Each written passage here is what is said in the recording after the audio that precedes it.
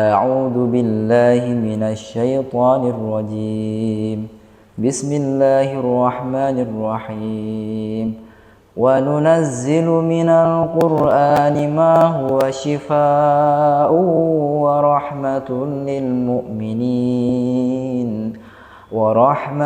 للمؤمنين ولا يزيد الظالمين إلا خسارا Sadaqallahul azim. Bismillah, alhamdulillahirabbil alamin. Alhamdulillah binikmatillah wala haula wala quwata illa billah. Allahumma shalli wa sallim ala hadzal nabiyil karim wa ala alihi wa sahbihi ajmain amma ba'du. Alhamdulillah, saudaraku sekalian, kita pada hari ini patut bersyukur karena pertama kita telah menjalankan separuh lebih dari ibadah bulan Ramadan ini. Nah, ini satu hal yang harus kita syukuri karena selama setengah bulan kita telah menjalankan ibadah-ibadah yang Allah tuntunkan pada kita. Kita dari pagi sampai dengan petang berpuasa, menahan dahaga, menahan hawa nafsu dan sebagainya. Kemudian di dalam malam harinya kita mengisi hari-hari kita dengan ibadah-ibadah sunnah.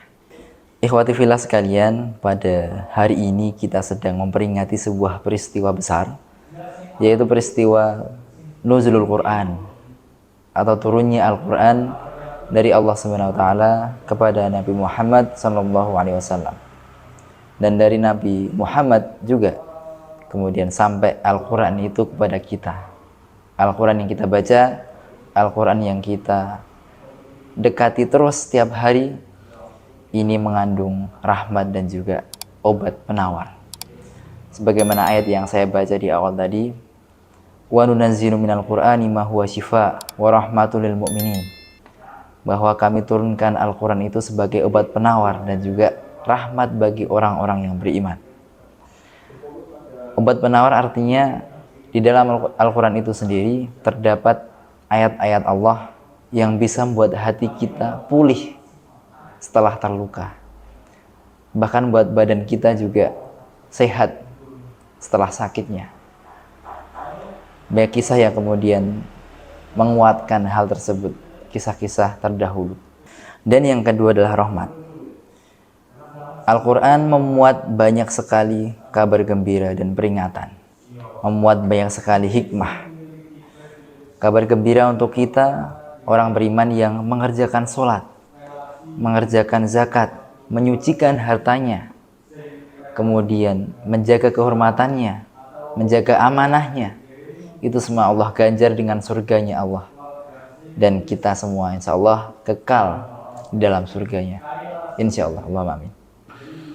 Dan juga banyak sekali hikmah dalam Al-Quran.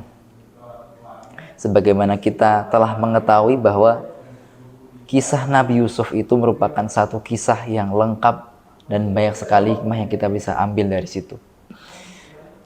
Kisah Nabi Yusuf bercerita tentang bagaimana sebuah perjuangan seorang manusia seperti kita yang berawal dari satu tempat yang hina. Nabi Yusuf dibuang dalam sumur, kemudian di akhirnya, di endingnya, ternyata Allah siapkan sebuah takdir yang baik, yaitu Nabi Yusuf berakhir menjadi seorang perdana menteri di istana. Jadi berawal dari sumur, ujungnya adalah istana, kemuliaan. Nah, saudaraku sekalian, hikmah-hikmah yang banyak ini bisa kita dapatkan di Quran. Karena hampir 90% lebih isi dari Quran itu adalah memuat cerita-cerita orang terdahulu. Kenapa demikian? Itulah karena Allah ingin kita membaca kembali, membaca sejarah. Karena dari cerita orang terdahulu itulah kita bisa mengambil hikmah pelajaran, kesalahan orang terdahulu, kemudian kesuksesan orang terdahulu. Karena orang cerdas itu, saudaraku sekalian, bukanlah dia yang tanpa kesalahan dalam hidupnya, tapi adalah dia yang mampu mengambil pelajaran dalam setiap perjalanan orang-orang terdahulu. Itulah orang cerdas. Ikhwati fillah sekalian, maka dari itu kita jadikan momen nuzulul Quran ini sebagai sarana untuk kita lebih dekat kepada Quran. Karena Quran ini adalah sumber energi yang tiada habisnya. Kita mungkin seharian capek setelah melakukan berbagai aktivitas yang banyak. Tapi Allah berikan Quran ini adalah sebagai sumber energi yang tiada habisnya. Maka kita baca Quran, kita mendekat pada Quran, insya Allah ruhiyah kita, jiwa kita akan terisi kembali. Dan semangat kita juga akan terisi kembali, insya Allah. Tapi mungkin problemnya adalah kita masih kesulitan untuk memperbanyak waktu bersama dengan Quran. Karena mungkin kita saking sibuknya.